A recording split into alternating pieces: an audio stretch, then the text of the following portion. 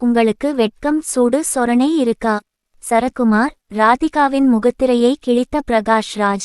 சினிமாவில் நடிப்பது மட்டுமல்லாமல் நாட்டு நடப்புகளுக்காகவும் குரல் கொடுத்து வருகிறார். அதில் தற்போது அவர் சரத்குமார், ராதிகா இருவரையும் கடுமையாக விமர்சித்துள்ளார். வரும் தேர்தலில் ராதிகா பிஜேபி சார்பாக விருதுநகர் தொகுதியில் போட்டியிடுகிறார்.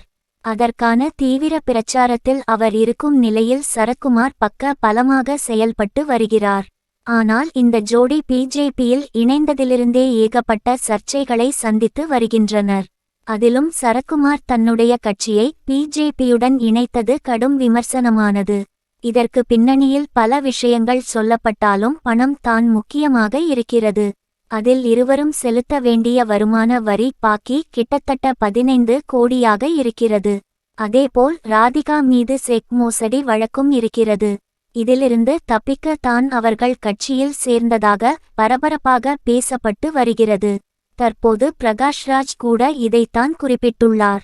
அவர்களுக்கு என்ன கஷ்டமோ அந்த கட்சியில் போய் சேர்ந்து விட்டார்கள். சூடு சொரணை வெட்கம் இதெல்லாம் கிடையாது. நீங்கள் எப்படி வேண்டுமானாலும் கெட்டுப்போங்கள். எதற்காக தமிழ்நாட்டை விக்கிறீங்க என கடுமையாக தாக்கி பேசி உள்ளார். இதற்கு தற்போது ஆதரவும் குவிந்து வருகிறது.